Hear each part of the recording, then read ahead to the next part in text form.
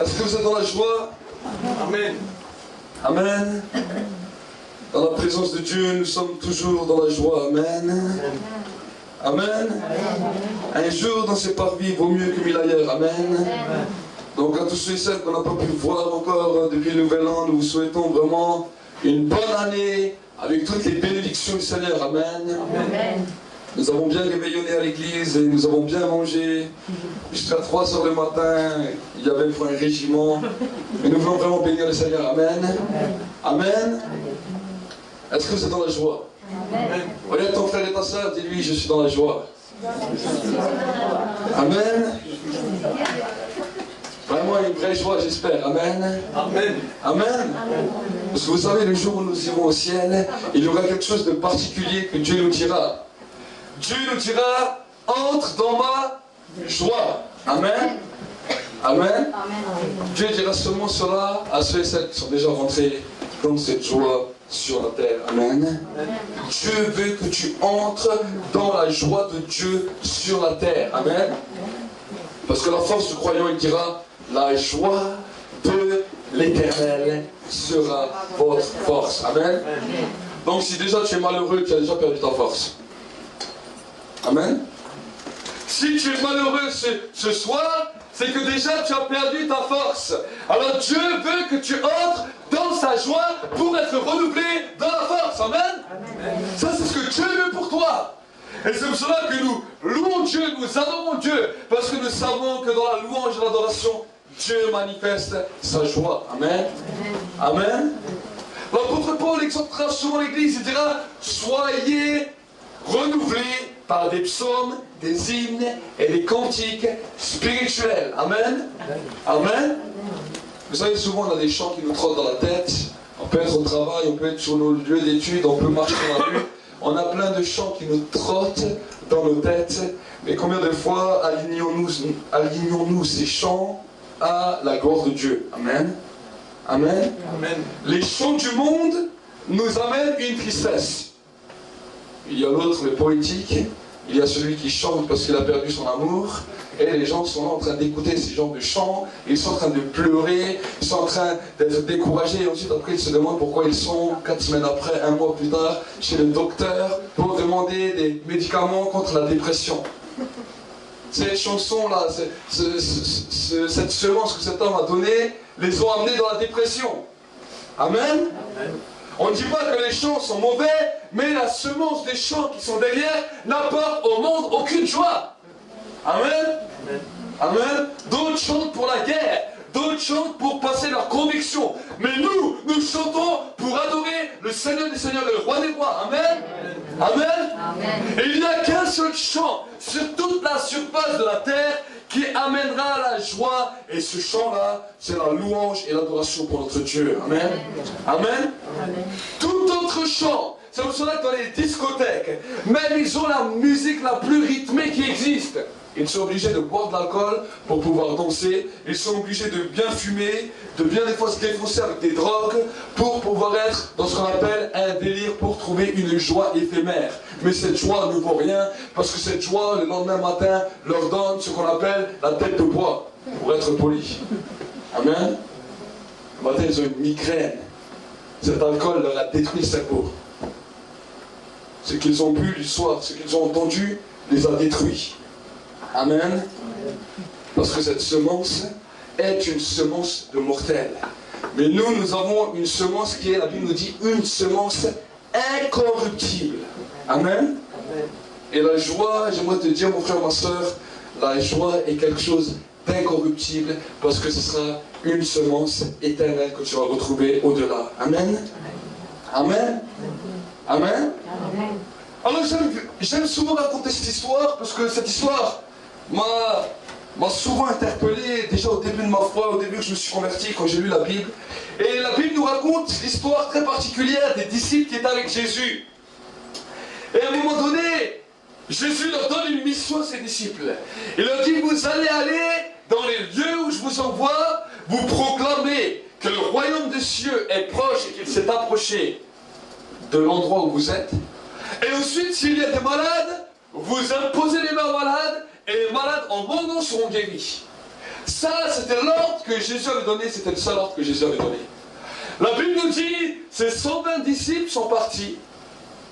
Et ils ont commencé à proclamer que le royaume de Dieu était approché, s'était approché des gens. Et ils ont commencé à prier pour les malades.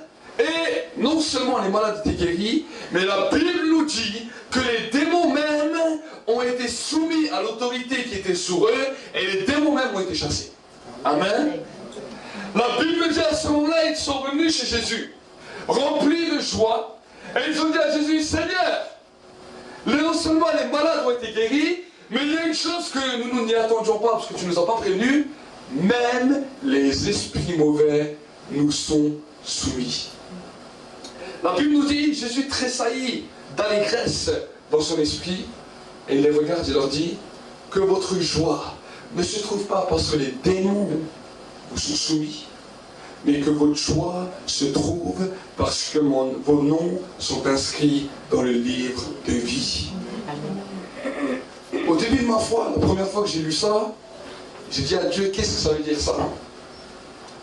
Et le Saint-Esprit un jour m'a parlé clairement, il m'a dit, même en tant que croyant, tu peux mettre ta joie dans beaucoup de choses. Tu peux mettre ta joie quand tu vois un miracle. Tu peux mettre ta joie quand tu reçois une parole de Dieu. Tu peux mettre ta joie quand tu as une révélation de Dieu. Nous pouvons mettre nos joies dans diverses choses. Nous prions pour un sujet. Nous voyons que Dieu exauce notre sujet. Notre cœur est joyeux. Mais le lendemain, nos cœurs sont toujours aussi désespéreux, aussi découragés, aussi démotivés, aussi apeurés qu'avant. Pourquoi? Parce que nous n'avons pas mis notre joie, parce que notre nom est inscrit dans le livre de vie. Amen. Amen. Une seule chose qui restera toujours et éternellement, que le matin quand tu te lèves, le soir quand tu te couches, alors tu n'as même pas encore vu un seul miracle, alors tu n'as même pas encore vu une seule guérison, une seule parole de Dieu. Une seule chose demeurera éternellement, et cette chose c'est que ton nom est inscrit dans le livre de vie. Amen. Amen. Amen. C'est pour ça que Jésus a voulu interpeller ses disciples, il leur a dit, ne mettez pas votre joie sur des choses qui ne durent qu'un instant. Parce que si tu mets ta joie sur quelque chose qui te dure un seul instant, le découragement viendra vite dans ta vie. Amen. Et les disciples, nous pouvons voir que pendant 3 ans avec Jésus, ça ils n'ont pas compris, parce que quand Jésus a été enlevé à Gethsemane, la Bible nous dit qu'ils étaient tous découragés, ils sont tous partis, et c'était la furie totale dans les camps des disciples de Jésus. Amen. Amen. Et quand le Saint-Esprit est venu le jour de la Pentecôte, les apôtres, les disciples qui étaient avec eux ont gardé cette leçon, et ça a été l'objet de leur joie. Amen. Peu importe les situations que tu passes dans ta vie, des fois il y a des situations plus dures, des fois il y a des situations moins dures, mais j'aimerais te dire où tu vas trouver ta force, mon frère, ma soeur. Ta force, tu vas la trouver parce que ton nom est inscrit dans le livre de vie. Amen. Amen. Amen. Le livre de vie, si ton nom est inscrit dedans, c'est ta carte d'identité du ciel. Amen. C'est ton passeport du ciel. Tu n'es plus un émigré, tu n'es plus un clandestin, mais tu es un citoyen du ciel. Amen. Amen. Vous savez, les émigrés, quand ils viennent dans le pays, admettons la France, quand les émigrés viennent, la première des choses qu'ils veulent, c'est le papier. Un certificat d'identité français.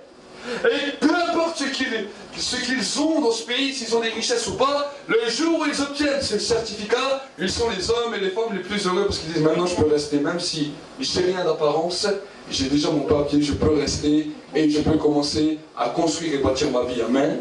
Amen. Ben pour toi c'est pareil. Si ton nom est inscrit dans le livre de vie, parce que tu as accepté Jésus, la Bible nous dit, c'est en croyant du cœur, en confessant de la bouche, qu'on parvient au salut. Amen. Quand nous allons confesser Jésus, la Bible nous dit, nos noms est inscrit dans le livre de la vie. Amen. Amen. Amen. Mais j'aimerais vous poser une question. Si demain vous n'auriez pas de papier et que je viens vous proposer une carte d'identité, dire voilà, maintenant tu deviens citoyen. Tu n'as rien besoin de faire, tu deviens citoyen. La seule chose que j'attends de toi, c'est que tu sois joyeux et que tu respectes cet engagement que je te donne et que chaque jour de ta vie, tu regardes ce papier et tu es heureux avec ça. C'est la seule chose que je te demande. Qu'est-ce que tu vas faire en tant que sur la terre? Tu vas refuser? Si tu n'as aucun papier, tu n'as aucune identité, tu vas accepter ça chaque jour de ta vie. La seule chose à faire, c'est prendre ton papier d'identité, sourire pendant un instant et dire je suis content parce que je ne suis pas quelqu'un qui n'a pas de patrie, qui n'a pas de pays. Amen. J'appartiens à une nation.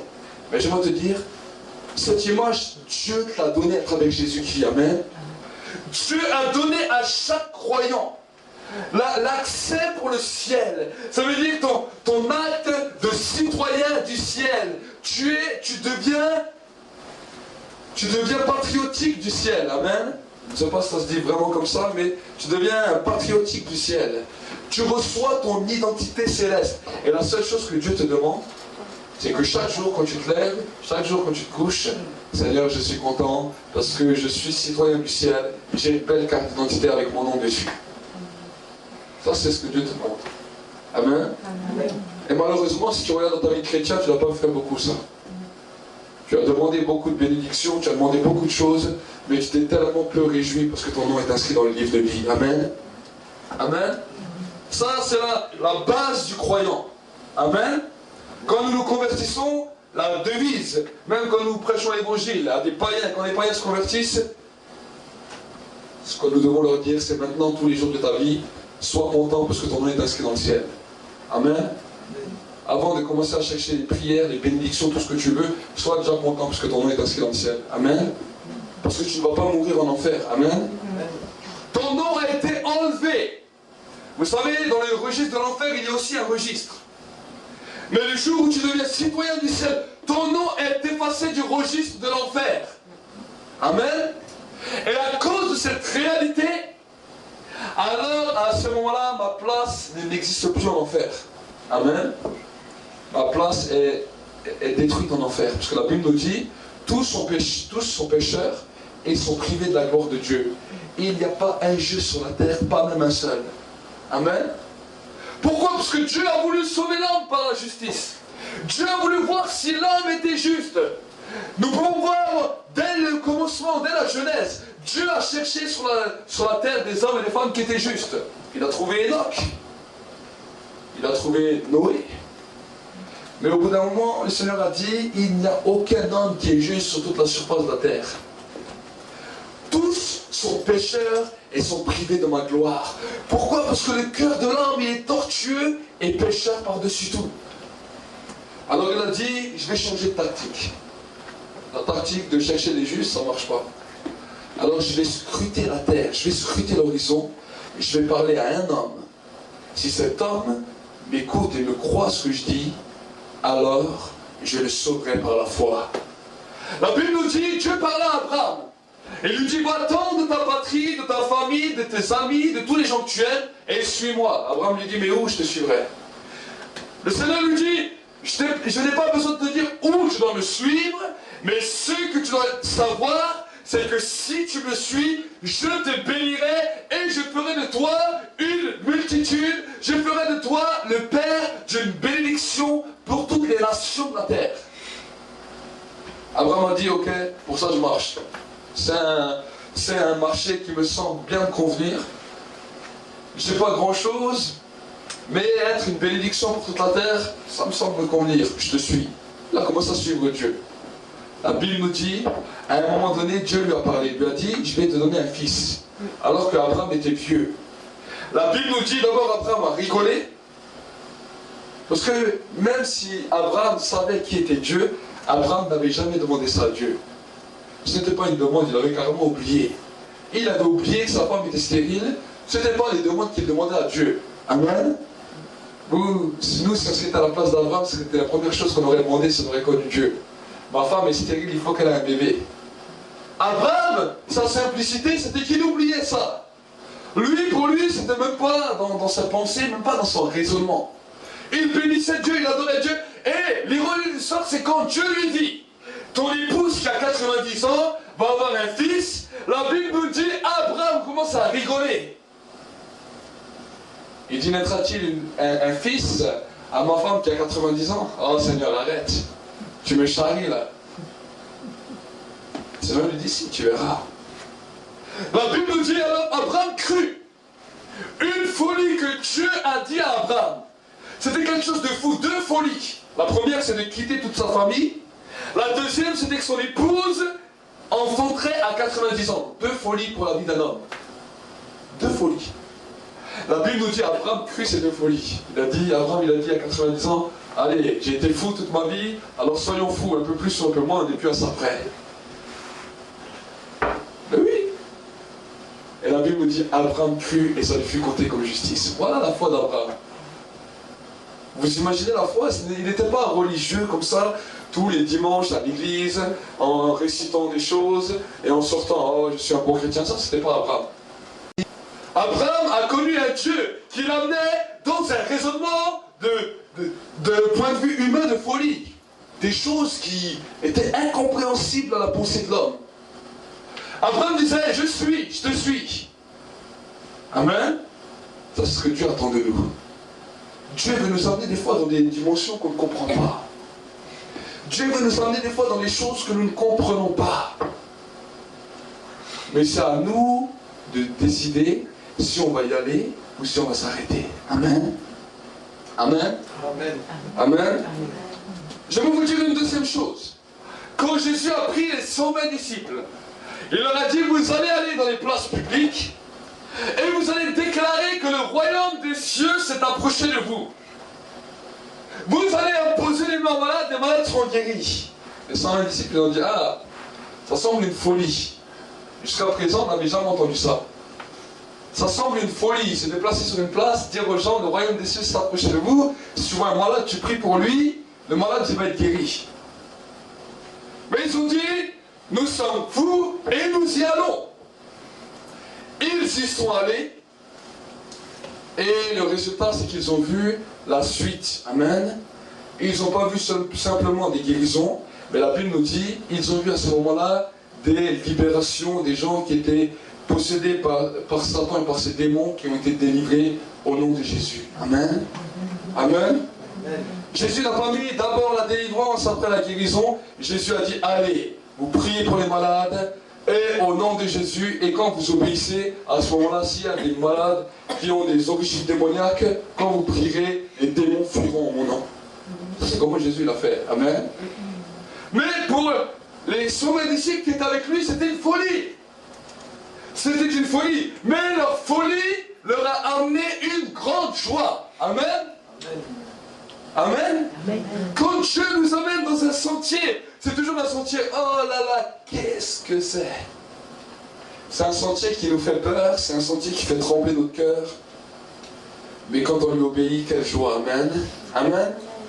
Un jour, alors que j'étais sur mon lieu de travail, je travaillais dans une usine, il y avait à peu près 50-100 personnes. Et je suis resté 6 ou 7 mois dans cette entreprise. Et pendant la pause déjeuner, alors j'aimais bien amener ma Bible avec moi aussi et lire. Et j'en ai parlé à quelques personnes et tout.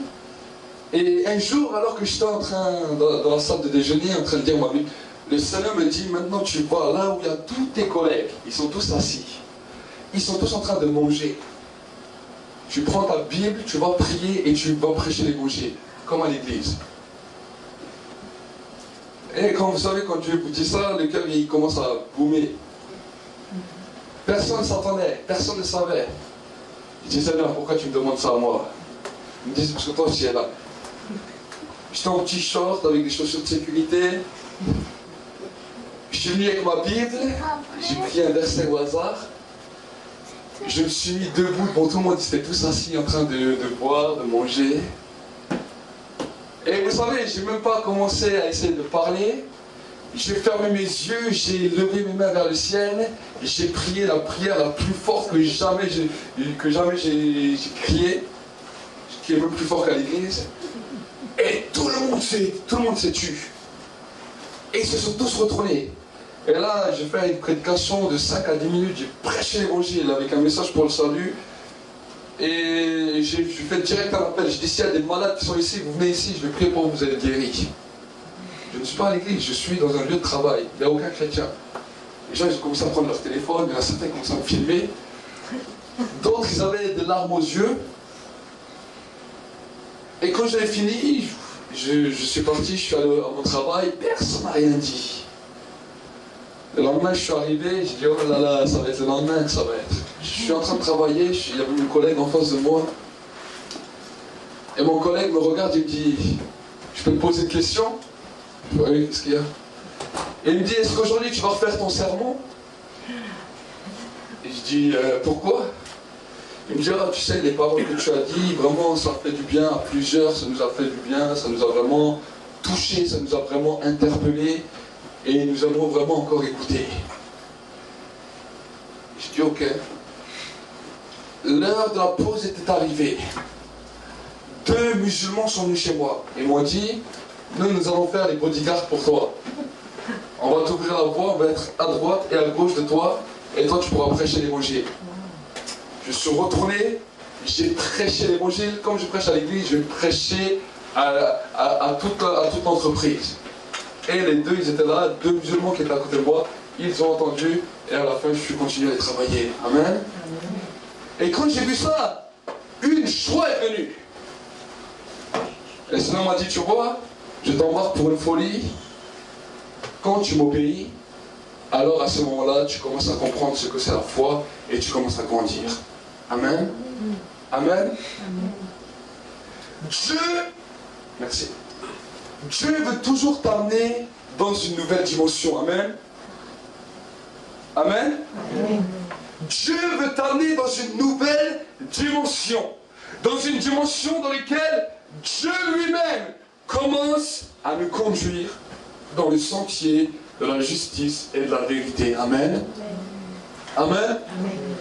Nous avons vu ces derniers week-ends, ces derniers temps, jusqu'à la fin de l'année, comment entrer dans la présence de Dieu, comment expérimenter les choses avec la présence de Dieu, comment nous approcher de Dieu et comment reconnaître quelle est vraiment la présence de Dieu, la présence de l'égarement. Tout ça, nous avons eu une série d'enseignements que vous pouvez revoir sur Internet, sur le site de l'Église. Mais ce qui est important aujourd'hui, j'aimerais te dire, tous ces exercices que tu fais pour entrer dans la présence de Dieu, pour t'approcher de Dieu, ce n'est pas simplement pour ressentir uniquement la présence de Dieu, mais c'est pour entrer à ce moment-là dans la dimension, dans les plans et les projets que Dieu a prévus pour toi. Amen. Amen. Et la Bible nous dit que Dieu utilise les choses qui sont folles de ce monde pour confondre la sagesse humaine. Amen. Notre sagesse humaine a besoin d'être confrontée à quelque chose qui semble être une folie. Amen. Quelque chose qui sort du commun. Amen. J'aime les choses qui sortent hors du commun. Amen. Amen. Amen. Et si toi tu es hors du commun, alors je t'aime bien. Parce que tout ce qui sort du commun, ça c'est ce que j'aime. Amen. Si tu ne l'as pas remarqué, je sors du commun moi aussi. Amen. Il n'y en a pas 10 comme moi. Amen. Et il n'y en a pas 10 comme toi. Parce que Dieu nous a appelés humains. Il nous dit unique. Amen. Même les empreintes digitales, il n'y en a pas 2 qui sont pareilles. La Bible nous dit que même 2 gouttes d'eau, chacun a son originalité. Parce que Dieu est le Dieu de l'originalité. Amen. Amen. Amen. Dieu ne te demande pas d'être comme moi. Dieu ne me demande pas d'être comme un autre serviteur de Dieu. Dieu te demande d'être toi-même. Amen. Dieu demande dans ta vie que tu sois toi-même et que tu puisses également toi-même t'aimer et voir que tu as des qualités, que Dieu a déposé dans ta vie des qualités et que Dieu a déposé dans ta vie des beaux talents. Amen. Amen. Ça, c'est ce que Dieu veut pour toi. Souvent, nous aimons bien voir les autres. Nous aimons bien voir les stars de la télévision. Nous aimons bien voir les hommes et les femmes qui nous disent « Oh, lui, il est mieux que moi. Oh, comme il est super. » Et lui, il dit ça de la même chose des autres. Et les êtres humains, il n'y a aucun qui s'aime bien. Chacun regarde un autre. « Oh, lui, il est super. Oh, elle, il est super. » Amen. Moi, j'aime bien regarder moi-même dans la glace. Je dis « Oh, je suis super. » Amen. Ça, c'est pas de l'orgueil. La Bible nous dit « Vous êtes une belle créature. » Amen. Donc je dis, je suis super. Amen. Amen. Dieu habite en moi, donc je suis super. Et j'aimerais te dire que c'est un combat de faire ça. Amen. Plus on vieillit, on a les cheveux gris, on a des rides. Et à ce moment-là, tu dois te dire, mais je suis beau. Amen. On a grossi, on a maigri. Et c'est toujours un combat. C'est toujours un combat. Et vous savez, l'image, les médias nous montrent beaucoup d'images dans lesquelles tout le monde aimerait ressembler. Mais j'aimerais vous dire que les stars d'Hollywood, ce sont les gens qui sont les plus désespérés, ce sont les gens qui sont livrés à la drogue, qui se tirent des fois des balles dans la tête, qui se suicident. Et les gens veulent ressembler à des gens qui ont des telles fins. Moi, j'aimerais vous dire, j'aimerais regarder la fin du Seigneur Jésus, la fin des hommes et des femmes de foi, et j'aimerais dire, Seigneur, je vais marcher dans la même dimension, et je vais commencer à être un modèle et un exemple où je suis. Amen. Ça, c'est ce que Dieu veut entendre de toi. Amen. Dieu veut que tu sois un témoin, un modèle, là où tu es. Il a dit, vous serez mes témoins en Jérusalem, en Judée, en Samarie et jusqu'aux extrémités de la terre. Amen. Oui. Témoin de quoi? Témoin d'originalité. Ça, tu as jamais entendu. Hein? Un témoin d'originalité. Amen. Amen. Vous savez, pour les voitures, on cherche toujours des pièces d'origine. Mais Dieu cherche des hommes et des femmes originales. Des hommes et des femmes qu'il a créés. Et si tu viens devant lui superficiellement, alors il veut te changer. Ça, c'est ce qu'on appelle la transformation de Dieu. Il vient transformer ton superficiel, ton image que tu montes devant les gens. Ah, un monsieur très poli, une madame très polie. Oh, quand on me voit, on me dit bonjour. Ah, les gens voient que je suis bon, mais les gens ne connaissent pas mon cœur, comment mon cœur est pourri, comment mon cœur est mauvais, combien mon cœur a des mauvaises pensées, combien mon cœur a des mauvais raisonnements, combien mon cœur a... Mais les gens voient seulement la façade. La Bible nous dit, l'homme regarde à ce qui frappe les yeux, mais l'Éternel regarde les cœurs. Amen. Dieu veut enlever cette image de façade que l'homme a pour impacter le cœur des hommes et des femmes. Ça, c'est ce que Dieu veut faire. Il veut faire sortir ce que tu as dans le cœur pour transformer ton cœur et faire de toi ce qu'on appelle une nouvelle créature. Voici toutes les choses anciennes, c'est du passé. Maintenant, toutes les choses deviennent nouvelles. Amen. Amen. Ça, c'est ce que Dieu veut faire. Ça, c'est la transformation que Dieu veut faire. Mais pour cela, il faut payer un prix. Et ce prix va te sembler une folie. Ce prix va commencer à briser ton orgueil, à briser ta personnalité, ton image de personnel. Parce que ce n'est pas vraiment ta personnalité, c'est une image. Amen. L'être humain vit sous une image. Même si tu es dégoûté, tu ne dis pas aux gens. C'est vrai ou c'est pas vrai? Quand des fois nous allons au travail, même si tu es dégoûté, même si tu es désespéré, on te dit salut, ça va? Oh oui, ça va. Ça se voit ta tête. Tu vas tellement bien que tu tires une tête jusqu'à par terre. Amen. Mais c'est la réalité. L'homme vit sous une image. Et nous rentrons le soir, nous rentrons dans nos maisons. Nous continuons à vivre sous une image par rapport à notre épouse, par rapport à nos enfants, par rapport aux gens qui nous côtoient. Nous sommes des gens de l'illusion et de l'image. C'est pour ça qu'on a créé le virtuel. Parce que l'être humain aimait tellement l'image qu'on lui a créé ce qu'on appelle le virtuel, le web. Comme ça, sur le web, tout le monde, tout est virtuel, tout est imagé. Personne ne se voit, personne ne voit le cœur. L'Internet, l'ordinateur ne sondera jamais ton cœur. Il aura toujours ton profil. Amen. Quand tu vas sur les Facebook et tout, tu as seulement un profil. Mais tu n'as pas le cœur de la personne. Tape une fois sur ton Internet, je cherche le cœur d'une personne. Je cherche à connaître le cœur d'une personne. L'Internet va te donner son profil. Tout ce qu'on dit de lui. Toute l'image qu'il veut faire bien passer de lui. Mais il ne te donnera jamais son cœur. Pourquoi? Parce que la Bible nous dit, seul Dieu connaît les cœurs. Amen. Même pas le diable connaît les cœurs. Le diable ne connaît pas ton cœur. Le diable connaît seulement l'image qu'il veut te donner. Le diable vient avec une image préconçue, te dit, ah, cette image te va bien. Amen. Il te montre une star hollywoodienne qui fait de la musculation. Et il te dit, voilà, lui il est bien, voilà l'image que tu dois avoir. Un homme qui est fier, qui se respecte. Une femme qui ne se laisse pas marcher sur les pieds. Une femme moderne.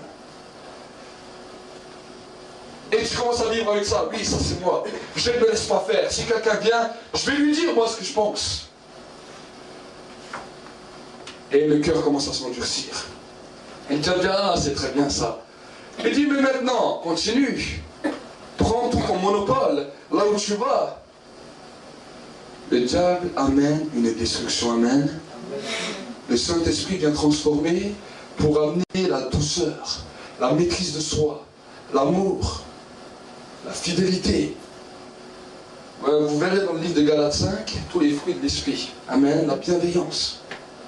Voilà ce que le Saint-Esprit veut amener dans ton cœur. Voilà ce que le Saint-Esprit veut amener dans ta vie. Amen. Amen. Dieu ne veut pas t'utiliser comme un objet de manipulation. Celui qui vient manipuler, c'est le diable. Amen. Amen. Dieu veut que tu sois toi-même. Que les gens t'acceptent ou qu'ils ne t'acceptent pas, ça, t'en as rien à faire. Pourquoi? Parce que tu n'as pas à plaire aux gens, mais tu as à plaire à Dieu. Amen. Amen. Je dis souvent à mon épouse, je suis content qu'il n'y a pas tout le monde qui m'aime, au moins je sais que je suis moi-même. Si tout le monde m'aimerait, je me poserais des questions. Amen.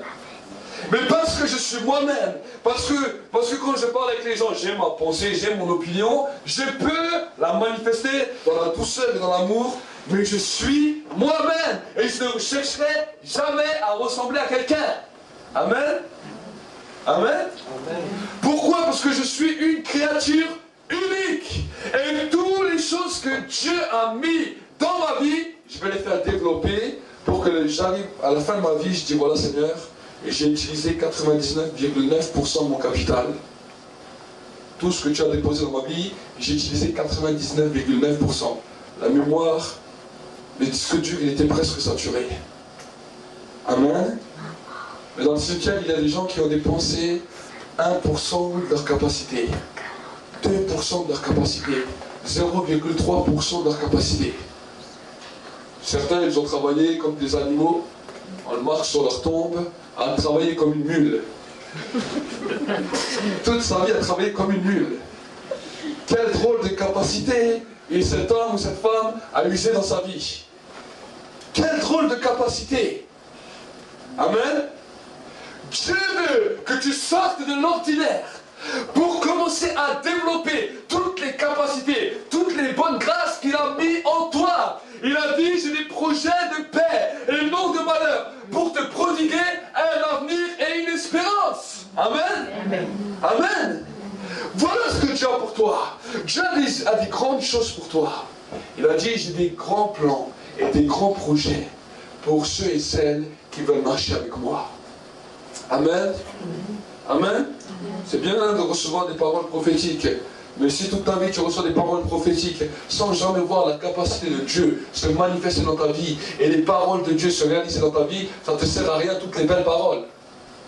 Amen. Amen. Amen. Mais par contre, si tu as un peu moins de paroles, mais que chaque parole se matérialise, se manifeste, et que les capacités que Dieu a mises dans ta vie grandissent, alors à ce moment-là, tu pourras dire, j'ai vécu à 100% de mes capacités. Amen. Amen. Amen. Les choses que Dieu a mis en toi, ce sont des choses très importantes. Et nous allons lire ensemble nos Bibles dans le livre de Matthieu. Matthieu 25, verset 14. Matthieu 25, verset 14. Nous allons lire ensemble. La Bible nous dit, il en sera comme d'un homme qui, en partant pour un voyage, appela les serviteurs et leur confia ses biens. Il donna 5 talents à l'un, 2 à l'autre et au troisième, à chacun selon sa capacité, et il partit en voyage. Amen. La Bible nous dit, regarde ce que la Bible nous dit, avant de continuer plus loin, regarde ce qu'il nous dit. dans le verset 15, il nous dira, il donna 5 talents à l'un, 2 à l'autre, et au troisième, à chacun selon sa capacité. Amen. Amen. Dieu va donner des dons, des talents dans ta vie en fonction de tes capacités. Amen. Et les dons, les grâces que Dieu a mis dans ta vie se développera quand tu commenceras à développer tes capacités. Amen. Quand tu développes tes capacités, à ce moment-là, Dieu développe les talents, les dons et la grâce qu'il a mis dans ta vie. Regardez quand il continue. Aussitôt, celui qui avait reçu les 5 talents s'en alla, les fit valoir, en gagna 5 autres. Amen. Apparemment, celui qui avait reçu le plus de dons, c'est celui qui avait le mieux compris. Lui, il n'a pas cherché à comprendre midi à 14h, il a dit waouh. Il a dit, il m'a donné des talents, donc j'ai une grande capacité. Donc ma capacité, c'est dans la capacité de mon intelligence, la capacité de ma compréhension, dans la capacité des dons, de tout ce que je peux faire pour mon Seigneur. Alors je vais le mettre en pratique et je vais voir ce que Dieu va faire. La Bible nous dit, regardez, les 5 qu'il a reçus, il les fit valoir et il en gagna 5 autres. Vous imaginez? Quand tu commences à faire valoir les capacités, les choses que Dieu a mis dans ton cœur, à ce moment-là, il y a ce qu'on appelle le processus de la multiplication qui vient dans ta vie. Amen. Tant que tu ne fais rien, la multiplication s'arrête. Amen. Amen. Nous avons déjà parlé par rapport aux dîmes, par rapport aux offrandes. Nous avons pu voir combien Dieu multipliait ce que nous lui donnions avec un cœur sincère et avec joie. Amen. Mais voilà, nous allons parler encore bien plus loin des choses, des dons, des grâces, des talents que Dieu a mis au fond de ton cœur. Dieu veut multiplier cela. Amen. Et en plus, il ne veut pas le multiplier par un petit nombre, mais il veut le multiplier par un nombre égal à lui-même. Il avait 5 dons, 5 talents, il se retrouve avec 5 de plus. Donc il a été multiplié par lui-même. Amen. Amen. Alors, vous imaginez, je l'ai multiplié par moi-même, j'aurais 2 comme moi. Amen. Quand tu commences à mettre cela en pratique, tu vas te multiplier par toi-même dans tous les aspects de ta vie. Que ce soit au travail, que ce soit dans les études, que ce soit dans ton foyer, avec tes enfants, avec tes amis. Il y aura ce qu'on appelle une multiplication. Amen. Amen. Amen. Et pour cela, il faut faire de la violence. Chaque jour. Chaque jour, il dit, Seigneur, ce que tu as mis en moi, je vais le valoriser. Ce que tu as mis en moi, je vais le valoriser. Et je vais le mettre au service des autres. Amen. Amen. Amen. Si Dieu t'a donné de la bienveillance, alors sois bienveillant envers les hommes et les femmes qui sont autour de toi. Amen. Amen. Si Dieu t'a donné de la fidélité, alors commence à manifester cette fidélité là où tu vas aller. Amen. Tu vas commencer à mettre tout ce que Dieu a mis en toi en valeur. Amen. Amen. Pour que quand tu marches, tu puisses briller. Il a dit que vous êtes la lumière du monde. Si tu veux que la lumière brille, il faut l'allumer. Donc pour allumer ta lumière, il faut que tu mettes toutes les choses que Dieu a mis en toi en valeur. C'est comme ça que la lumière brille. Amen. Regardez, on continue. De même, celui qui avait reçu les 2 talents gagna 2 autres. Il a également trouvé le système et il s'est également multiplié par lui-même. Longtemps après, dans le verset 18, il nous dit, celui qui n'en avait reçu qu'un alla faire un trou dans la terre et cacha l'argent de son maître. Longtemps après, le maître de ses serviteurs revint et leur fit rendre compte. Celui qui avait reçu les 5 talents s'approcha en apportant 5 autres talents et dit, Seigneur, tu m'avais confié 5 talents, voici 5 autres que j'ai gagnés. Son maître lui dit, bien bon et fidèle serviteur, tu as été fidèle en peu de choses, je t'établirai sur beaucoup, entre dans la joie de ton maître. Voyez, encore une fois, entre dans la joie de ton maître. Celui qui avait reçu les 2 talents s'approcha et aussi dit, Seigneur, tu m'avais confié 2 talents, voici 2 autres que j'ai gagnés. Son maître lui dit, bien, bon et fidèle serviteur, tu as été fidèle en peu de choses, je t'établirai sur beaucoup, entre dans la joie de ton maître. Encore une fois. Regardez ensuite, Celui qui n'avait reçu qu'un talent s'approcha ensuite et dit, Seigneur, je savais que tu es un homme dur, qui moissonne où tu n'as pas semé, et qui récolte où tu n'as pas répandu. J'ai eu peur et je suis allé cacher ton talent dans la terre. Voici, prends ce qui est à toi. Son maître lui répondit, serviteur mauvais et paresseux. Tu savais que je moissonne où je n'ai pas semé, que je récolte où je n'ai pas répandu.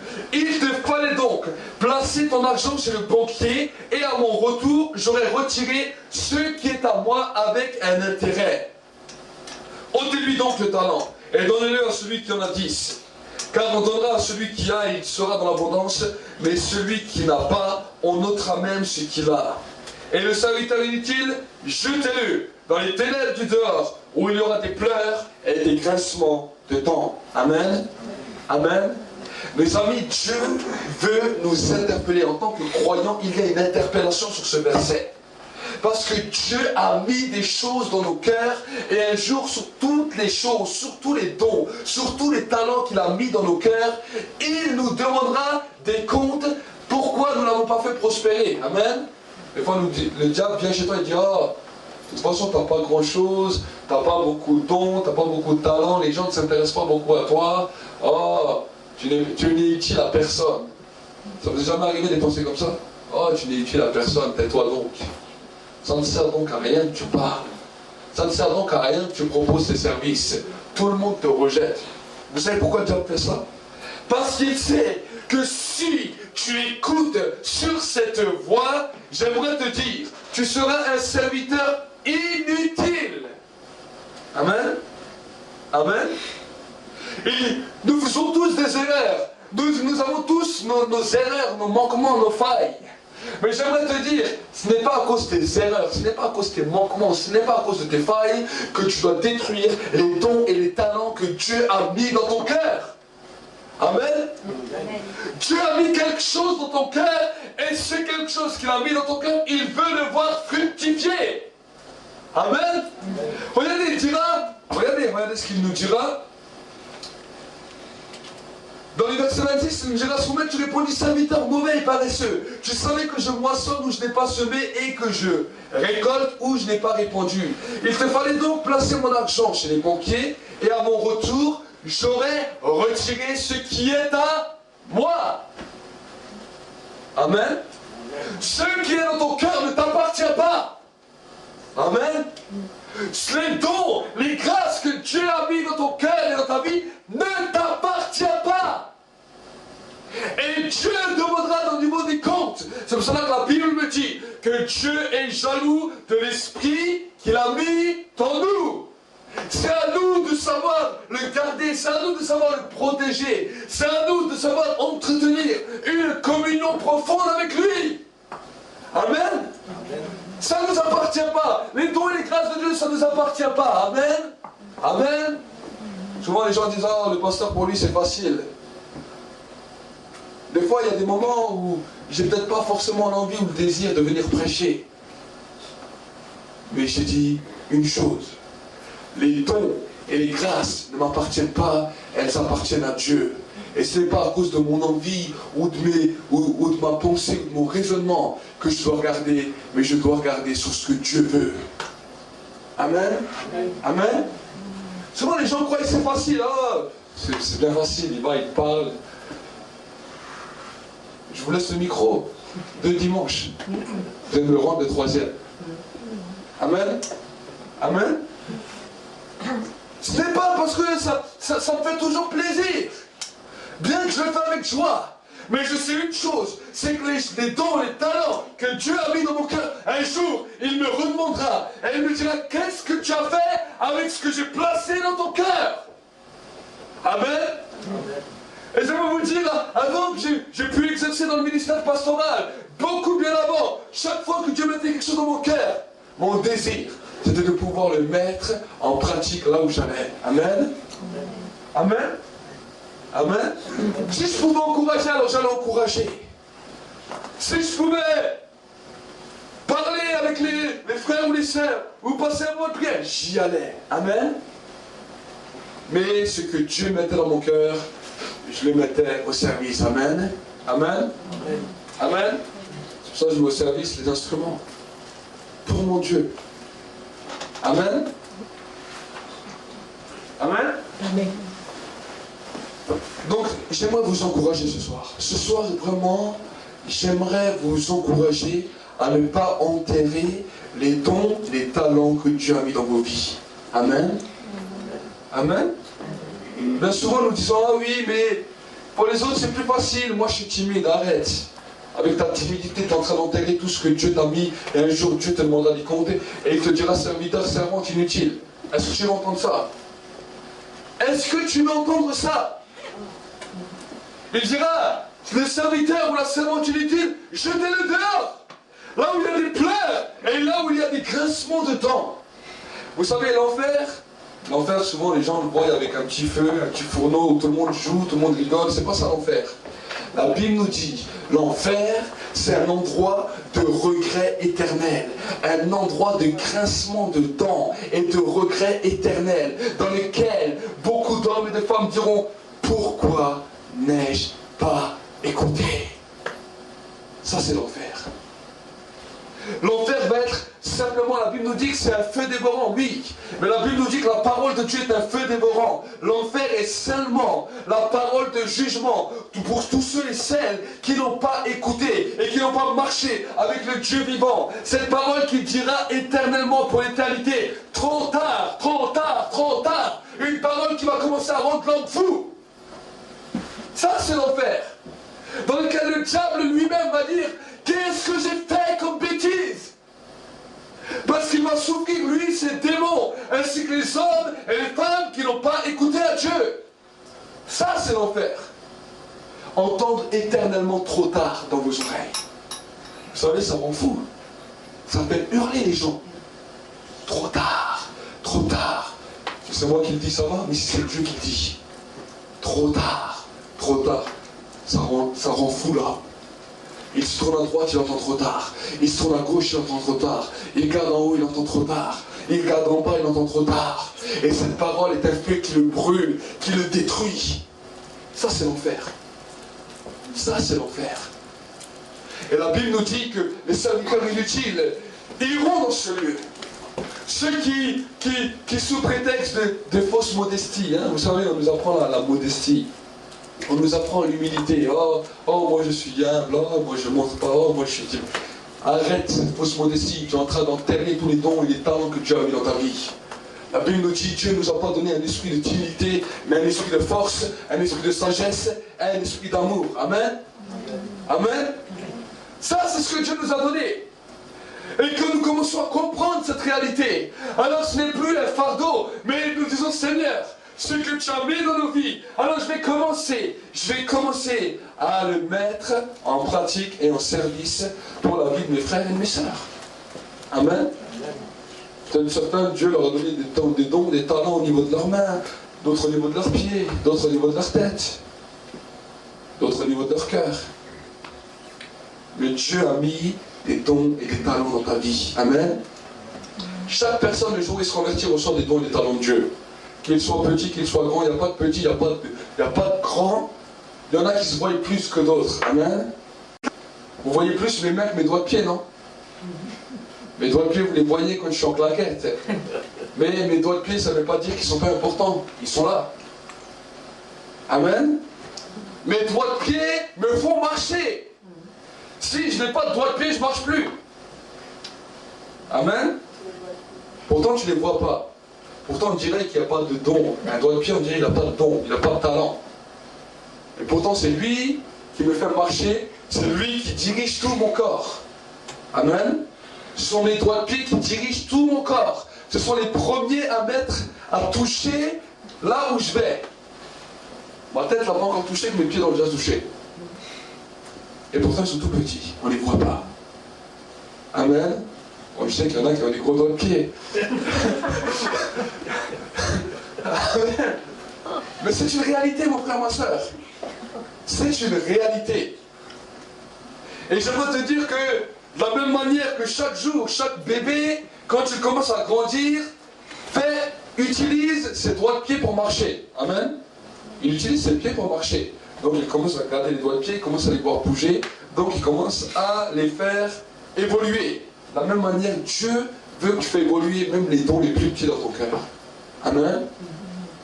Ça vous est jamais arrivé, il y a des fois des choses, on est dans un endroit et il y a des choses qui vous prennent à cœur.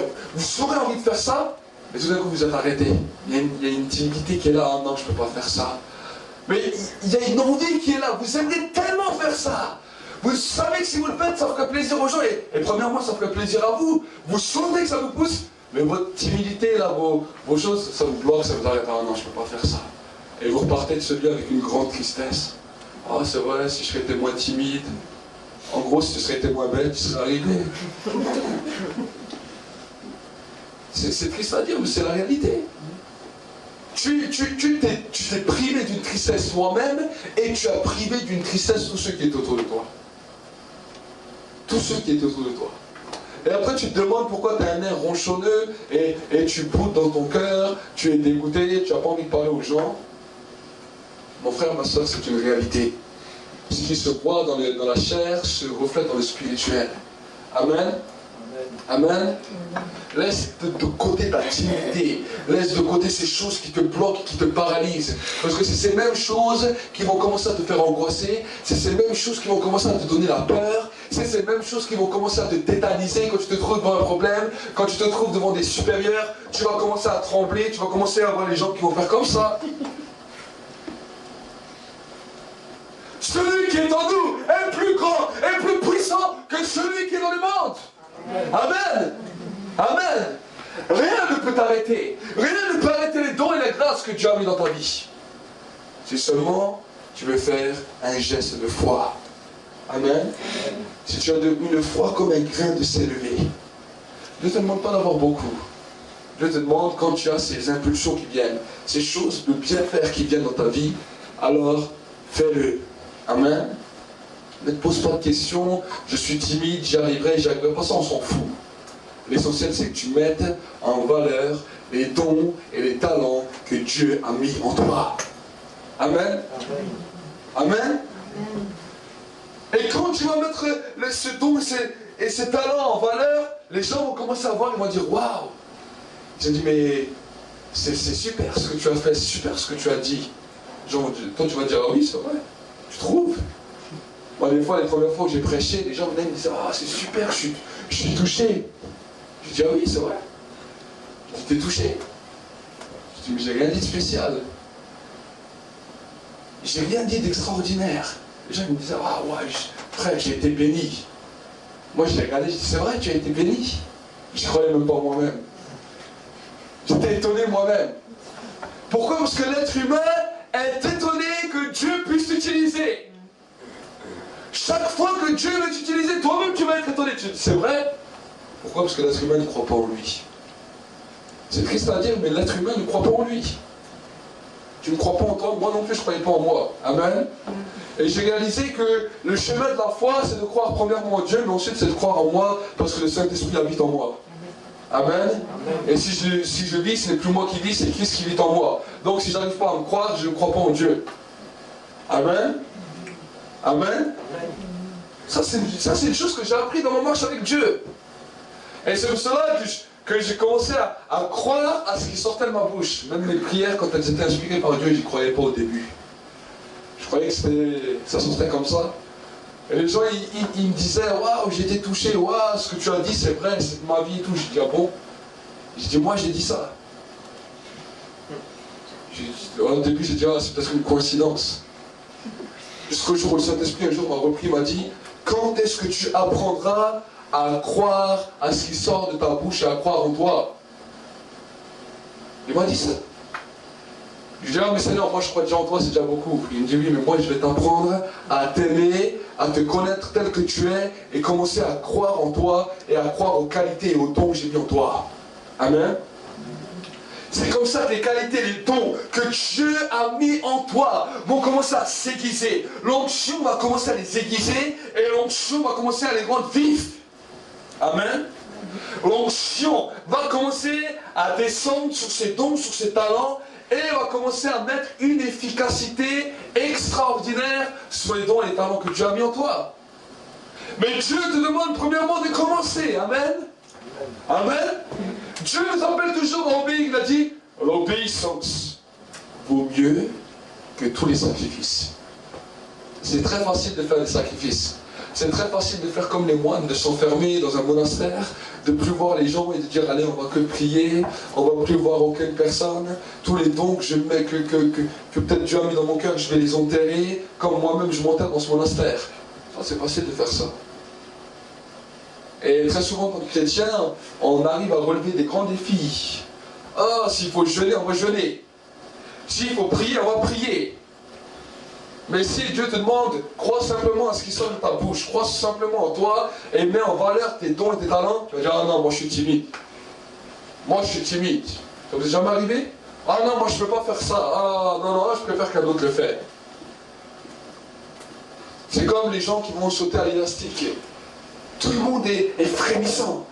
Quand ils arrivent devant l'élastique, ils sont tous encore frémissants, mais déjà la moitié commence déjà à trembler. Quand il s'agit de monter en haut, il reste encore un quart. Et quand il s'agit vraiment de sauter, il en reste quelques-uns. Amen. Pourtant, tous ils ont la peur.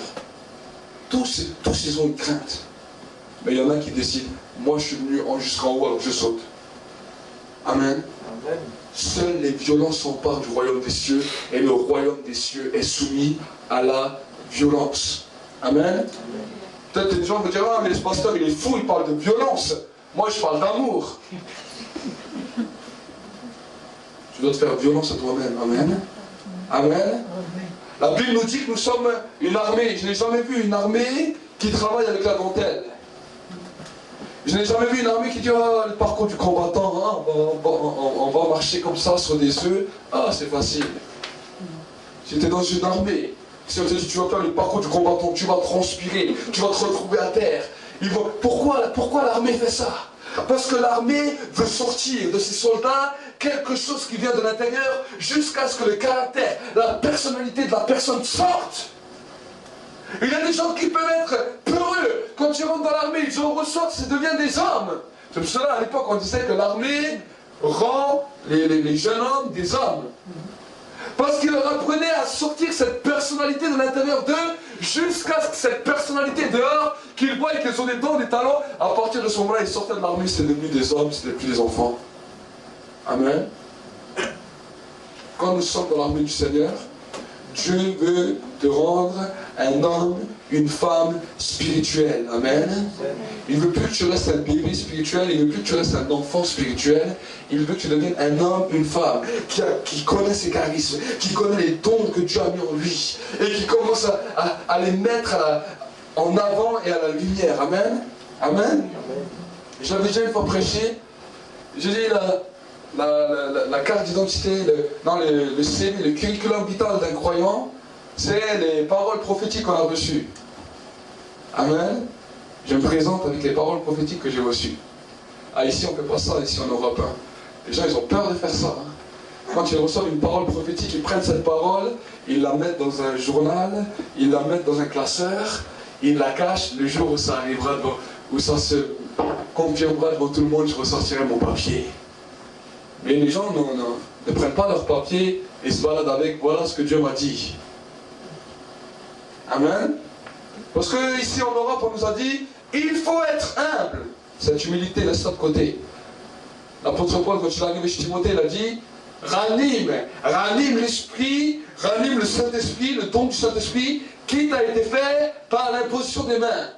Et il dira, tu dois non seulement le ranimer, mais ça s'est éteint parce que tu as méprisé les prophéties faites à ton sujet. Amen. Là, souvent, nous méprisons les paroles qu'on a reçues de la part de Dieu. En les méprisant, on commence à éteindre le Saint-Esprit en nous. Amen. Bien qu'on aime le Seigneur, mais on sent qu'il y a un feu là qui nous manque. Il sent qu'il y a quelque chose qui nous manque, une ferveur qui nous manque. Cette ferveur, c'est parce qu'on a pris les paroles que Dieu nous a dit et on les a méprisées, on les a négligées. Amen. Donc si Dieu a dit que nous sommes des témoins, alors commence à devenir un témoin. Si Dieu a commencé à donner des paroles sur ta vie, alors commence à mettre ces choses en pratique et en action. Amen. Amen. Un homme qui veut construire une maison, s'il rêve toute sa vie, jamais il ne construira sa maison.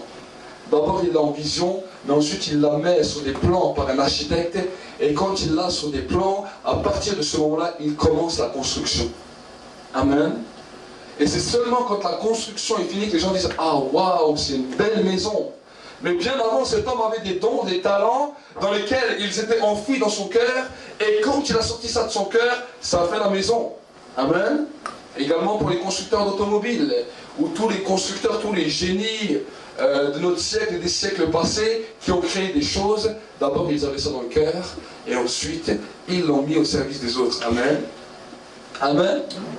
Donc si l'Église de Jésus-Christ se lève tout entière, avec les dons, les grâces que Dieu a mis dans chaque frère, dans chaque sœur, j'aimerais vous dire que le monde ne pourra pas rester inerte quand il va voir la gloire de Dieu. Parce que la Bible me dit que quand les séraphins étaient en train d'adorer le Seigneur, ils ont dit « La gloire de Dieu est sur toute la terre. » Parce que Dieu a mis une part de sa grâce dans chacun des êtres humains. Amen. Dieu a mis une part de sa grâce dans chacun des êtres humains. Les séraphins ne voyaient pas tout ce qui se passait. Ils ne voyaient pas ni les meurtres, ni le terrorisme, ni tout ce qui se passait sur la surface de la terre. Mais ils voyaient les dons, les charismes, les talents qui étaient dans le cœur des hommes et des femmes. Et ils ont dit, la gloire de Dieu est sur toute la terre, comme l'eau couvre le fond des mers. Mais qu'est-ce que l'homme attend pour que ces dons, pour que ces grâces, pour que ces charismes puissent se manifester à la lumière du monde et que le monde commence à glorifier le Dieu du ciel et de la terre. Amen. Amen. Les anges ont commencé à se poser des questions. Eux, les dons et les charismes qu'ils avaient reçus, ils les mettaient en valeur. Lucifer l'a tellement mis en valeur qu'il s'est enorgueilli. Amen. Amen. Amen. Pourquoi? Parce que le don, les charismes que Dieu a mis en lui, il croyait qu'il était supérieur à Dieu. Gardons toujours l'humilité en disant, Dieu est Dieu, mais ce qu'il m'a donné, je le fais pour sa gloire et non pour ma gloire. Amen. Amen. Mais les anges ont su mettre ces charismes, su mettre ces talents au service de l'humanité. Mais nous, les êtres humains, il y a toujours cette frustration qui vient. Cette connaissance du bien et du mal qui frustrait l'homme, qui détruit l'homme, qui vient toujours te ramener en bas de l'échelle en te disant que tu ne peux pas, tu ne peux rien faire. Alors ce soir, pour ce premier message de la nouvelle année, laisse tes frustrations dehors. Amen. Amen. Combat tes frustrations. Dis-toi, frustration, tu me saoules tellement que je t'écrase. Amen. Et quand quelque chose me vient dans le cœur, je vais le faire. Même si au début tu trembles, lance-toi. Amen. Amen. Je me souviens au début, la première fois je suis venu dans une cellule avec ma guitare, en 2004, et il n'y avait pas de musicien, et le frère me dit, est-ce que tu veux conduire la louange? J'ai dit, ouais, ok, il n'y a pas de problème. Je commence à conduire la louange, et pendant que je conduis la louange, je sentais seulement un fardeau. J'ai pas eu de parole, rien, j'ai simplement sorti un fardeau. Et je dis, voilà, je ressens une lourdeur, un fardeau. C'est la seule chose que j'ai dit. Et tout d'un coup, un jeune homme qui était là dans la salle a commencé à s'effondrer en larmes, à pleurer, à pleurer, à pleurer. Et il était touché par la présence de Dieu. Il m'a carrément demandé que je prie pour lui. J'ai dit, mais il y a d'autres responsables, il y a des gens qui sont là, moi je ne suis pas responsable, je suis seulement un musicien. Il me dit, non, je veux que c'est toi qui pries pour moi. Et j'ai dit, moi-même j'étais étonné. Vous savez, quand j'ai vu des gens comme ça pleurer au début, j'avais un sourire jusqu'à derrière les oreilles. J'ai dit, mais pourquoi ils pleurent? Il dit, qu'est-ce que je lui ai fait? Moi, je n'arrivais pas à comprendre. Mais seulement plus tard, j'ai compris, j'ai mis un don en action, j'ai mis quelque chose que Dieu a mis dans ma vie en action, et Dieu a agi par son onction. Amen. Amen. Amen. Quand tu mets les dons, les charismes en action dans ta vie que Dieu a donné, Dieu va poser son onction, son empreinte dessus, et c'est son onction qui va faire la différence. Amen. Amen. Mais tant que tu es frustré, tu ne vois rien. Tu peux prier, tu peux jeûner, tu verras ni onction ni rien du tout. Amen. Des fois on croit que le jeûne c'est bien, le jeûne c'est très bien. Mais si tu es une personne frustrée, tu jeûnes, tu es encore frustré, tu sors de ton jeûne, tu es toujours frustré, tu rentres dans un autre jeûne, tu es encore frustré. Ta frustration va toujours être plus grande et tu vas dire, ah j'ai beau jeûner, oh le Seigneur il est bon quand je jeûne, je vois des visions, je vois des songes, c'est très bien, mais quand je suis avec mes frères et mes soeurs, je suis moi petit, je suis un tout petit. Tu es frustré. Parce que dès qu'il s'agit de faire quelque chose, de mettre un don, un charisme, il y a une timidité qui vient. Ah non, je ne peux pas. Une fausse timidité spirituelle, ce qu'on appelle ça la religiosité. Amen. Amen. Amen. Ce que Dieu fait, ce sont des folies. Amen. Amen. Les premières choses où Dieu commençait, ensuite je me souviens, j'aimais bien chanter, et quand l'onction est descendue sur moi, un jour, je sors dans la rue, je chante, quand je voyais les gens, je m'arrêtais, et là, tout d'un coup, l'onction descend sur moi, je commence à chanter encore plus fort, je dis, les gens vont me prendre pour un fou, mon voix, elle commence à chanter tout seul, tout fort dehors, je me retourne vers les gens, je dis, que Dieu vous bénisse. Je viens, j'ai pété les plombs, j'ai dit, ça y est, je suis devenu fou.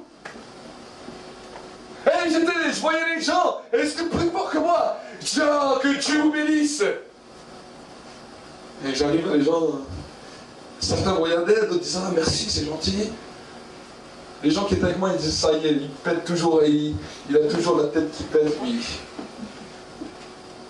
Amen.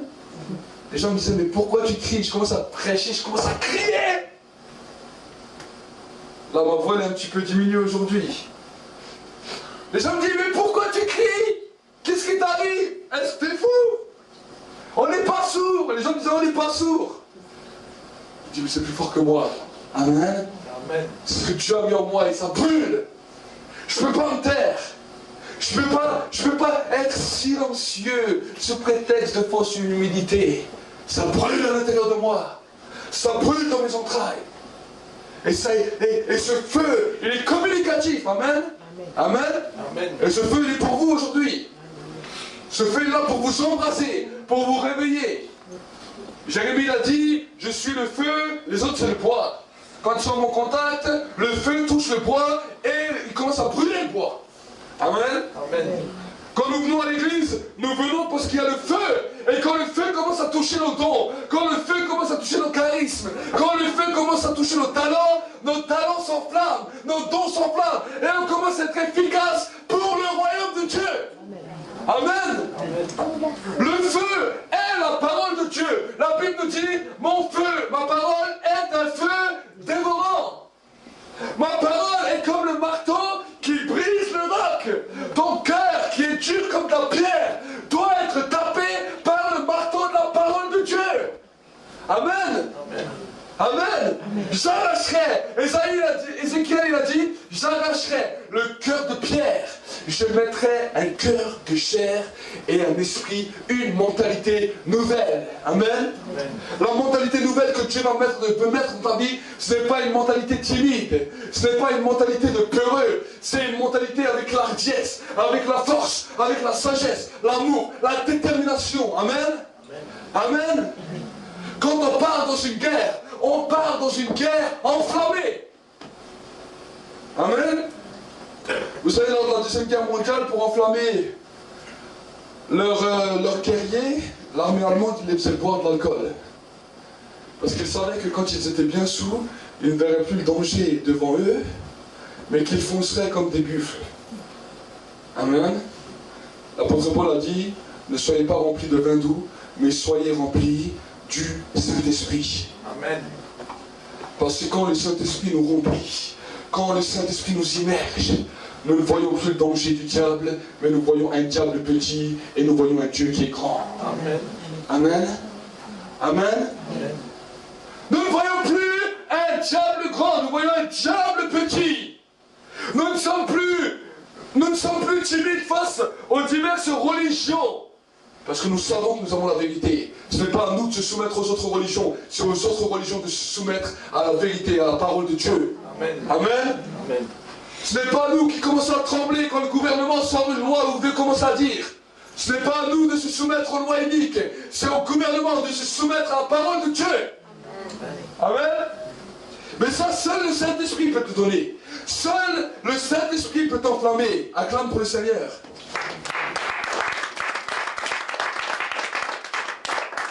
Amen. Amen. Amen. Amen. Si le gouvernement, il voit qu'une église, que l'église se lève, qu'il a ses convictions et qu'il ne va pas aller au-delà de ses convictions, le gouvernement va respecter ça. Et va dire, je ne peux pas aller contre eux, je ne peux pas aller contre ce que eux ils disent, parce que je vois qu'ils ont la vérité. Amen. Amen. Amen. Nous avons reçu l'onction pour conquérir, l'onction de la conquête, l'onction de la conquête de la nation. Amen. Amen. Et je vais vous dire que ce pays, voilà, c'est quoi quand les croyants se réveillent. Amen. Amen. Ça, c'est quand les croyants sont réveillés. Des hommes et des femmes de conviction. Parce que la Bible nous dit, le Saint-Esprit est l'esprit de la conviction. Il convainc le monde de péché, de justice, de jugement. Amen. Amen. Le Saint-Esprit est l'esprit de la conviction. Donc nous, on est des hommes et des femmes de conviction. Amen. Amen. Amen. Si tu n'es pas encore un homme, une femme de conviction, c'est que tu es encore un bébé spirituel, tu dois apprendre. Amen. Amen. Amen. Moi, je suis un homme de conviction. Je ne recule devant rien. Amen. Mes convictions, c'est mes convictions.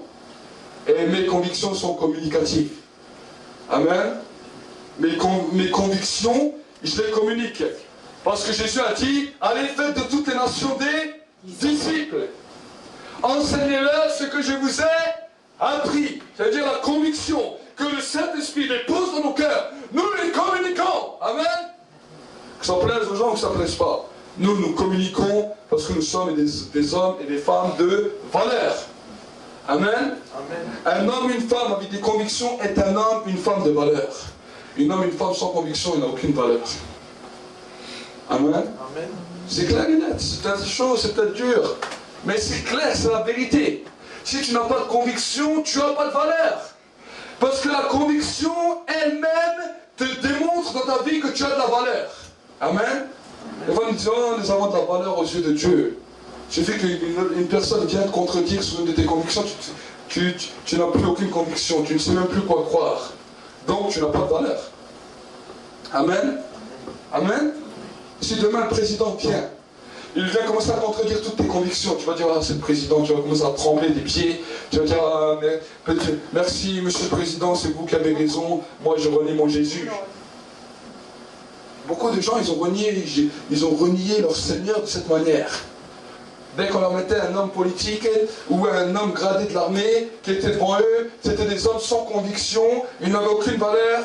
L'homme ou la femme qui était en face de lui les faisait incliner en un rien de temps. Amen. Amen. Ce que Dieu cherche, c'est des hommes, des femmes de valeur, des hommes et des femmes de conviction, dans lesquels personne, rien ni personne ne pourra enlever cette conviction qui est en vous. Amen. Amen. Amen. Si quelqu'un commence à parler avec toi et tu vois qu'il t'enlève ta conviction, dis Seigneur, Seigneur, j'ai perdu ma valeur, alors revalorise-moi. Amen. Souviens-toi de là où tu es tombé et repratique tes premières œuvres. Ce que j'ai contre toi, c'est que tu as perdu ton premier amour.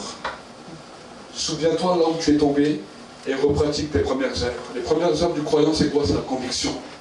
Personne. Amen. Rien ni personne ne peut t'enlever des convictions. Amen. Amen. Amen. Amen. Quand tu es dans ta chambre, quand tu pries, dis Seigneur, je suis un homme de conviction. Seigneur, je ferme les yeux, j'ai la conviction. J'ai la conviction que si une personne vient, parle avec moi, il va voir que je suis un homme, une femme de conviction. Amen. Amen. Amen. C'est ce que Dieu veut entendre de toi. Et après, Dieu va te mettre à l'épreuve. Il va te mettre des gens autour de toi. Est-ce que tu as toujours tes convictions? Amen. Amen. Ça va être le défi du croyant tout au long de ta vie. Tout au long de ta vie, le Seigneur va mesurer. Excusez-moi.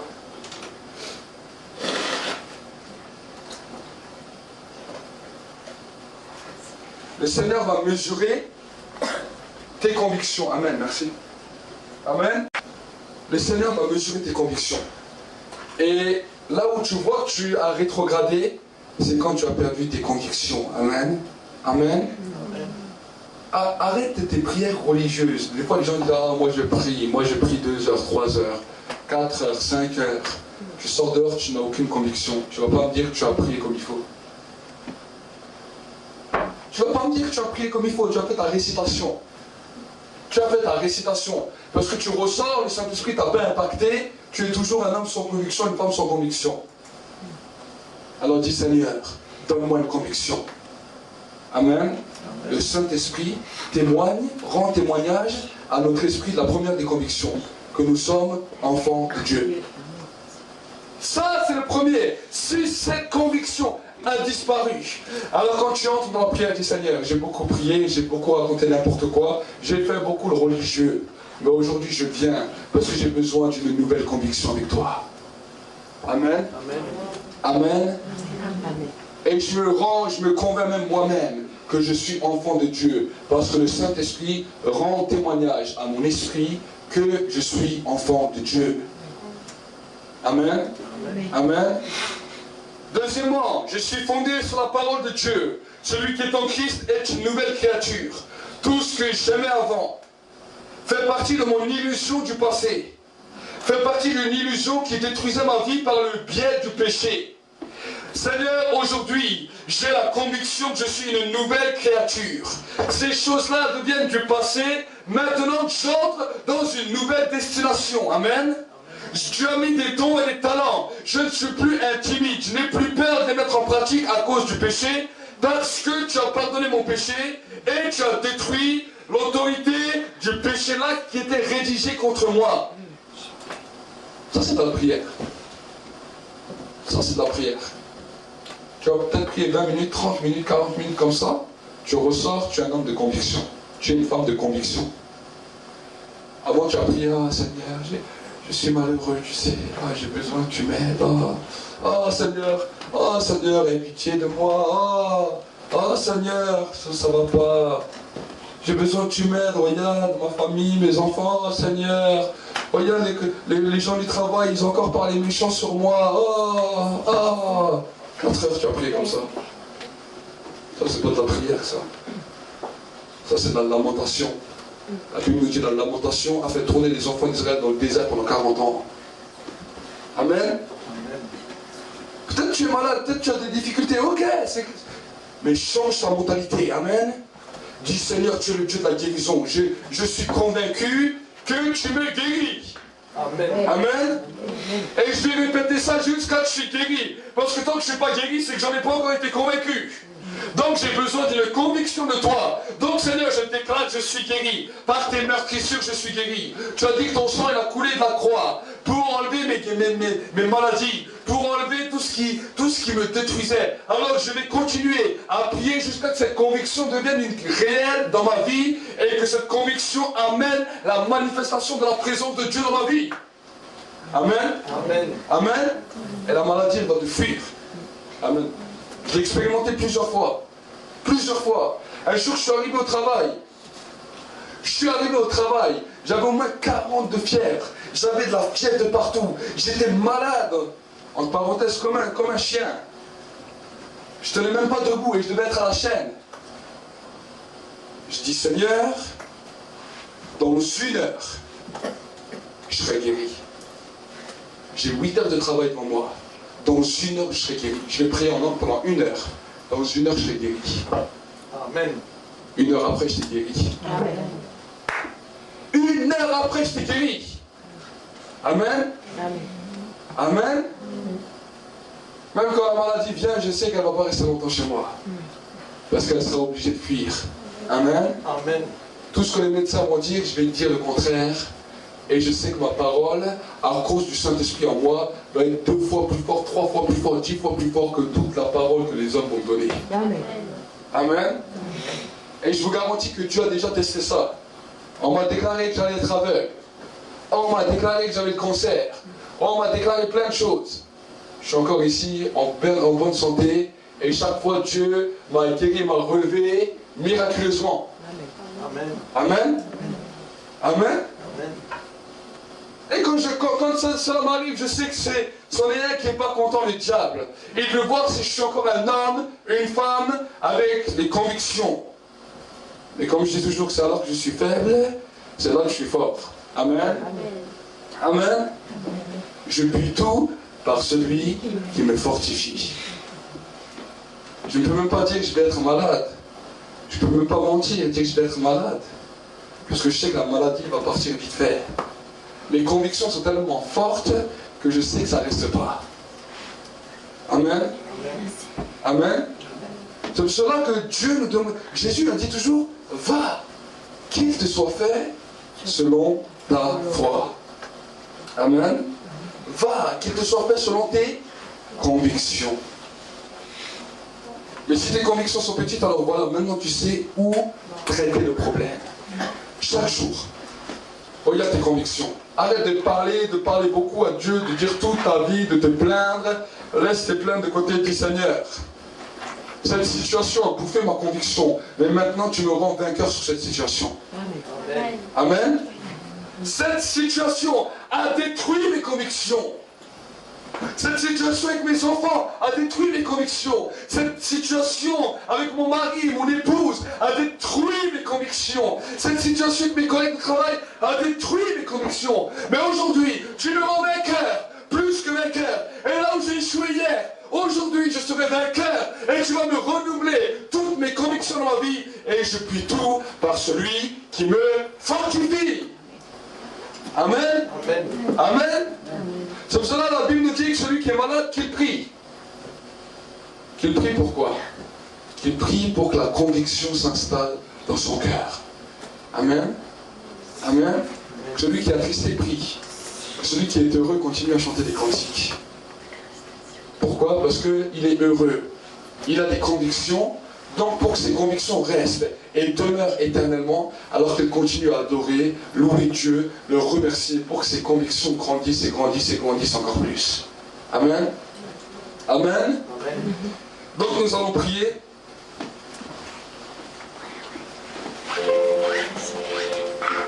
Nous allons prier. Ce soir, il y a peut-être des moments où tes talents, tu les as laissés de côté. Il y a peut-être des moments où tu es rentré dans cette timidité, dans cette religiosité, dans lesquelles tes convictions étaient détruites et brisées. Aujourd'hui, le Seigneur te dit, souviens-toi là où tu es tombé et repratique tes premières œuvres. Pendant un instant, humilions-nous devant Dieu et demandons-lui pardon. Mon frère, ma soeur, le Seigneur ne veut pas que tu restes dans une religiosité. Mon frère, ma soeur, le Seigneur ne veut pas que tu restes dans une timidité, dans une frustration. Mais il a pour toi un avenir et une espérance. Également, les hommes et les femmes qui sont sur les nets, si ce message vous a touché, vous pouvez également prier avec nous pendant un instant. Si vous n'avez jamais rencontré Jésus comme notre Seigneur personnel, alors faites cette prière avec moi. Cher Seigneur Jésus, je crois dans mon cœur que tu es ressuscité des morts. Je crois dans mon cœur que maintenant tu déposes des convictions par rapport à la vie éternelle et au sacrifice que Jésus a fait sur la terre par ton esprit dans ma vie. Je te donne aujourd'hui ma vie et je proclame que mon nom est inscrit dans le livre de vie. Et que chaque jour de ma vie, je vais trouver la joie à cause de mon nom qui est inscrit dans le livre de vie. Seigneur, aujourd'hui je viens à toi. Merci que c'est toi qui m'acceptes. Merci que c'est toi qui donnes ton Saint-Esprit dans mon cœur et dans ma vie pour être un témoin dans le beau nom de Jésus. Amen. Seigneur, je veux réellement bénir ton peuple qui s'est humilié devant toi. Seigneur, mon désir est de voir un peuple de conviction. Seigneur, la terre de France aspire à voir une église avec la conviction.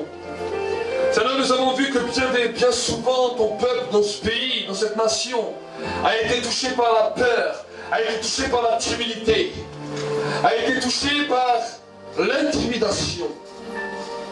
Mais maintenant, je brise ces fléaux maintenant qui se sont abattus sur l'Église.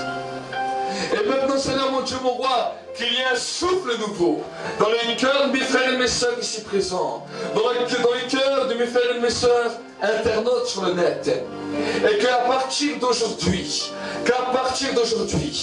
ils soient non seulement des hommes et des femmes de feu, non seulement des hommes et des femmes d'onction, mais également des hommes et des femmes de conviction qui vont mettre en valeur les talents, les dons, les grâces que tu as manifestés dans leur cœur et dans leur vie. Seigneur, tu fais de l'Église, Seigneur mon Dieu, mon roi, tes témoins. Je les bénis maintenant, Seigneur. C'est toi qui touches encore les malades ce soir. Seigneur, que les malades maintenant soient guéris dans le nom de Jésus. Que là où il y avait l'incrédulité, je réprime l'esprit d'incrédulité, je réprime l'esprit de doute, et je commande maintenant dehors. Que maintenant la conviction, la foi est libérée dans leur cœur par le Saint-Esprit, et qu'ils reçoivent leur guérison, qu'ils reçoivent leur restauration. Seigneur, dans le nom de Jésus, merci que c'est toi qui commences à restaurer également les couples. C'est toi qui restaures, Seigneur mon Dieu, mon roi. C'est toi qui commences à restaurer maintenant les couples. Je détruis toute puissance des ténèbres contre les couples. Je détruis toute puissance de divorce sur les couples. Je détruis maintenant toute puissance des ténèbres dans lesquelles les puissances des ténèbres sont levées contre les couples. Je les brise maintenant dans le nom de Jésus. Je les brise maintenant dans le nom de Jésus. Seigneur mon Dieu, mon roi, je déclare sur l'Église, sur la vie des couples, sur la vie, Seigneur mon Dieu, mon roi, des hommes, des femmes qui sont encore célibataires, des fiancés. Je déclare ta pureté et ta sainteté. Je déclare maintenant ta sainteté et ta pureté. Toute puissance d'impureté, toute puissance d'impudicité, maintenant sur les jeunes, sur les moins jeunes, je les lis maintenant. Je leur brise l'autorité dans le nom de Jésus. Je détruis cette autorité dans le nom de Jésus. Et Seigneur, je déclare maintenant il y a une conviction de pureté dans le cœur. Une conviction de pureté. Une conviction, Seigneur mon Dieu, mon roi, de sainteté dans les cœurs. Oh Seigneur, je le déclare. Que toute influence des ténèbres, toute influence, Seigneur mon Dieu, mon roi, occulte ou impure, qui sillonnait les airs de notre pays, maintenant toute influence de séduction, maintenant qui sillonnait les airs de notre pays, soit brisée et soit soumise, Seigneur. Et que Seigneur, il y a la sainteté et la pureté qui commence à balayer les rues, dans le nom de Jésus. Dans le nom de Jésus, je te bénis Seigneur, je te rends la gloire. Dans le nom de Jésus, Amen.